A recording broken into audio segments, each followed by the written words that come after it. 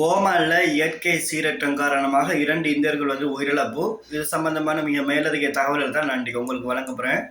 எல்லாருக்குமே அஸ்ஸலாமு அலைக்கும், வணக்கம். ஸோ ஓமானில் இருக்கக்கூடியவங்க மட்டும் கிடையாது, இது இலங்கை இந்தியர்கள் ஆகிய அனைவருக்குமே இது ரொம்பவே ஒரு பயனுள்ள ஒரு வீடியோ. தயவுசெய்து மறக்காம வீடியோ ஸ்கிப் பண்ணுங்கள்.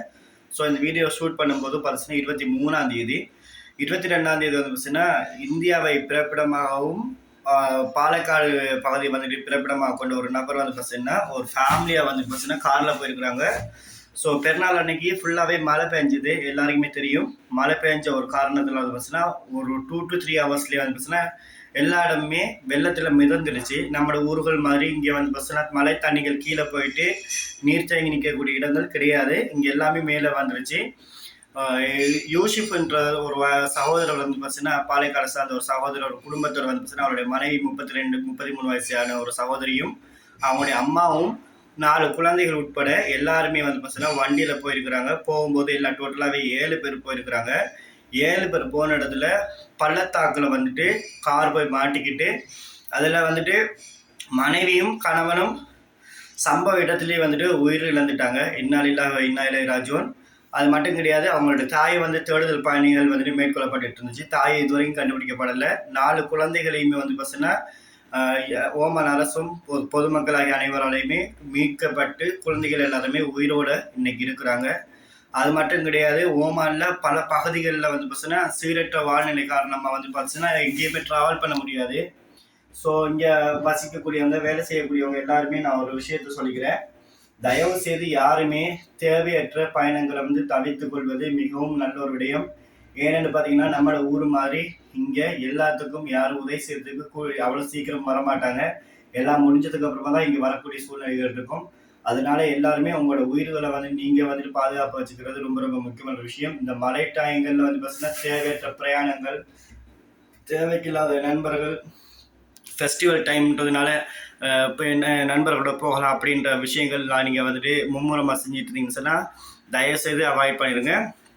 ஏன் அப்படின்னு பார்த்தீங்கன்னா இன்றைக்கி ஒரு பெற்ற தாய் அதாவது எங்கேயோ பிறந்து இந்தியாவில் பிறந்து ஓமானில் வசித்து ஸோ அவங்க தேவையான எல்லாத்தையும் பண்ணி குழந்தைகளுடைய எஜுகேஷன் எல்லாத்தையும் இங்கே கொடுத்து நல்லபடியாக வாழணும் அப்படின்ட்டு ஆசைப்பட்ட ஒரு தம்பதி வீட்டுக்கு தேவையான பொருட்கள் வாங்குறதுக்காக போயிருக்காங்க. அதுவும் ஈதுடைய ஃபெஸ்டிவலை செலிப்ரேட் பண்ணுறதுக்காக இந்த பொருட்களை வாங்கிட்டு வருவோம் அப்படின்னு சொல்லி குடும்பங்களாக எல்லாருமே ஒன்றிணைஞ்சு வெளியில் போயிட்டு அவுட்டரும் போயிட்டு வரலாம் அப்படின்னு வெளிக்கிட்டு போயிருக்கிறாங்க. போன இடத்துல தான் இந்த துயர சம்பவம் நிகழ்ந்திருக்குது.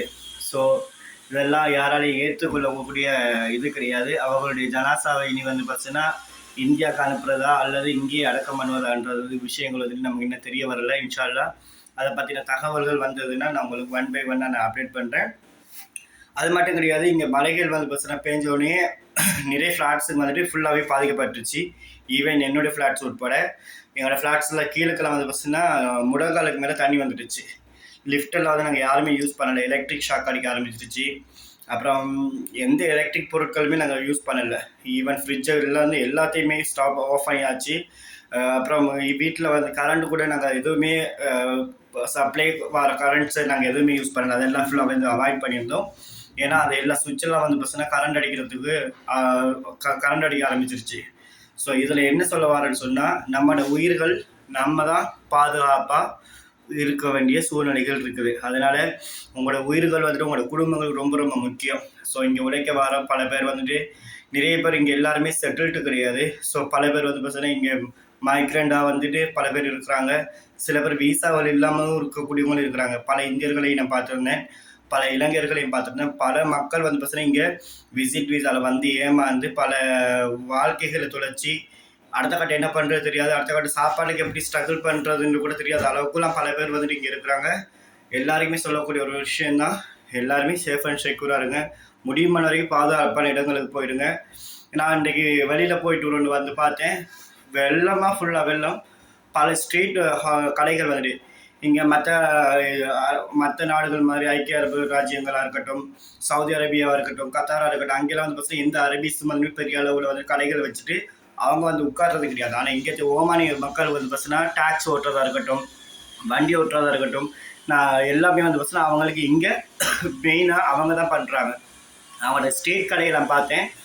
ஸ்ட்ரீட் கடைகள் அவங்க மழை விட்டது பிறகு கொஞ்சம் நேரத்தில் வெளியில் போயிட்டு வருவோன்னு சொல்லி போய் பார்த்தா அங்கே ஸ்ட்ரீட் கடைகள் எல்லாமே சர்வநாசம். சேர்ஸ் எடுக்க முடியல, கடையில் இருக்கிற திங்ஸ் எடுக்க முடியல, வேலிகள் அமைச்சிருந்தாங்க. இங்கெல்லாம் வந்து பார்த்தீங்கன்னா துபாய் மாதிரிலாம் அந்த பெரிய இதெல்லாம் கிடையாது. ஆனால் இங்கே இருக்கும்போது வேலிகள் அமைச்சிருந்தாங்க. பேரிச்ச மரத்துடைய இலைகளை வைத்து வந்துட்டு வேலிகள் அமைச்சிருந்தாங்க. ஸோ செப்பரேட்டாக வந்துட்டு ஸோ அந்த இதெல்லாம் வந்து அடித்து தும்சம் பண்ணி நாசமாக்கிடுச்சு இந்த இயற்கை சீரற்ற வானிலை காரணமாக வந்துட்டு.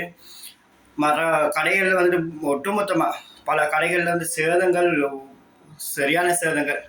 நம்ம இலங்கை இந்தியா மாதிரி இங்கெல்லாம் வந்து பார்த்தீங்கன்னா ஒரு நாளைக்கு தொடர்ச்சியாக வந்துட்டு இல்லை ஒரு மாதம் தொடர்ச்சியாக மழைகள் பெஞ்சதுன்னா நிச்சயம் யாருமே உயிரோடு இருக்க முடியாதுன்ற அளவுக்கு எனக்கு போச்சது. அவ்வளோ பயம் வந்துருச்சு எனக்கே. ஸோ அதனால தான் சொல்கிறேன், அன்பான உறவுகள் எல்லாருமே தயவு செய்து நீங்களாம் இருக்கிற இடங்கள் வந்துட்டு எங்கெங்கன்றதை நீங்கள் வீடியோ பார்த்துட்டு இருந்தீங்கன்னு சொன்னால் கண்டிப்பாக கமெண்ட் பண்ணுங்கள் நீங்கள் எந்த நாட்டில் இந்த வீடியோ பார்த்துட்டு இருக்கீங்கன்னு. அதே மாதிரி உங்களுக்கு நான் சொல்லக்கூடிய சின்ன சின்ன அட்வைஸ் வந்துட்டு பார்த்தீங்கன்னா இதெல்லாம் வந்துட்டு பர்சனலாக நான் சொல்லக்கூடிய ஒரு விஷயம். தயவு செய்து தவறான இந்த மூமெண்ட்டில் வந்து பார்த்தீங்கன்னா தவறான எண்ணங்கள், சிந்தனைகள் இந்த மாதிரி வச்சுட்டு இருந்தீங்கன்னா உடனடி வந்து அதை ஸ்டாப் பண்ணிடுங்க. ஸ்டாப் பண்ணுறதுக்குரிய காரணம் என்னென்னு பார்த்தீங்கன்னா உங்களுக்கு இல்லாட்டி உங்களோட குடும்பங்களுக்கு உங்களால் பயன் இருக்குது. நீங்கள் இருந்தால் மட்டும்தான் அந்த குடும்பங்கள் வந்துட்டு கண்டிப்பாக வந்துட்டு ஏதோ ஒரு விதத்தில் வந்துட்டு உதவிகள் பெறும். ஸோ கொஞ்சம் பாருங்கள், நான் இப்போ எங்கே இருக்கிறேன்னு சொல்லி மொட்டை மாடியில் வந்துட்டு என்னுடைய ஸ்டோர் ரூமில் வந்துட்டு இந்த பாருங்கள் கேஸ் அப்படியே இருக்கிற அந்த ரூமில் தான் உட்காந்து நான் இப்போ பேசிகிட்டு இருக்கிறேன். ஸோ அந்த மாதிரி சூழ்நிலைகளாக இருக்குது.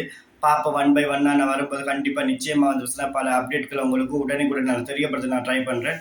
எல்லாருமே சொல்லக்கூடியதான். பல பேர் கேட்டிருந்தீங்க, ரஹ்மான் நீ எப்படி இருக்கு அப்படின்னு. நான் அல்ஹம்துலில்லாஹ் நான் நல்லா இருக்கேன். உங்களோட ப்ரேயர்ஸ் எல்லாருக்குமே மிக்க மிக்க நன்றி. ஸோ இந்த மூமெண்ட்டில் நான் அதை தான் சொல்லுவேன். கண்டிப்பாக மக்களுடைய ப்ரேயர்ஸும் நம்மளுடைய ஃபேமிலியுடைய ப்ரேயர்ஸும் இறைவனுடைய ப்ரேயர்ஸும் மட்டும் இருந்தால் மட்டுமே நம்ம வந்துட்டு ஜெயிக்க முடியும். அப்படி இல்லைன்னா நிச்சயம் வந்துட்டு எதாலையும் நம்ம பண்ண முடியாது. ஏன்னா இயற்கைக்கு நம்ம எதுவுமே பண்ண முடியாது. சாதாரணமாக ஒரு மலைக்கு இந்த மாதிரியான சூழ்நிலைன்னு சொன்னால் தொடர்ச்சியாக இந்த வேர்கள் வந்து யுத்தங்கள் நடந்ததுன்னா அது பல பிரச்சனைகள். எல்லாருமே யாராக இருந்தாலுமே, எந்த உறவுகளாக இருந்தாலுமே, எந்த மதத்தினர்களாக இருந்தாலுமே இந்த உயிரிழப்புகள் என்றது யாராலையும் ஏற்றுக்கொள்ள முடியாது, தாங்கிக் கொள்ள முடியாது. ஸோ அதனால ஆஸ் யூஷுவலாக ஒரு ஹியூமானிட்டியை எந்த உயிரும் போகக்கூடாதுன்றது பல பேருமே நம்ம வந்துட்டு ப்ரே பண்ணணும். ஏன்னா ஒரு உயிருடைய வேல்யூ வந்து நம்ம இருக்கும்போது தெரியாது. ஸோ அதெல்லாம் வந்துட்டு ஈஸியாக கடந்தும் போயிட முடியாது. நிச்சயமாக கண்டிப்பாக அடுத்த வீடியோவில் நம்ம சந்திப்போம். மறக்காமல் நம்ம ரஹ்மான் வேர்ல்டு விளாக் சேனல்ஸை வந்துட்டு சப்ஸ்கிரைப் பண்ணாதவங்க சப்ஸ்கிரைப் பண்ணுங்கள். பக்கத்தில் இருக்க பெல் பட்டனை கொடுங்க. தொடர்ந்து கமெண்ட் பண்ணுங்கள். ஸோ இந்த மாதிரி வீடியோக்குள்ள உங்களுக்கு மறுபடியும் நான் கொண்டு வரேன்றதை நீங்கள் சொல்லிடுங்க. Bye bye, take care, love you so much.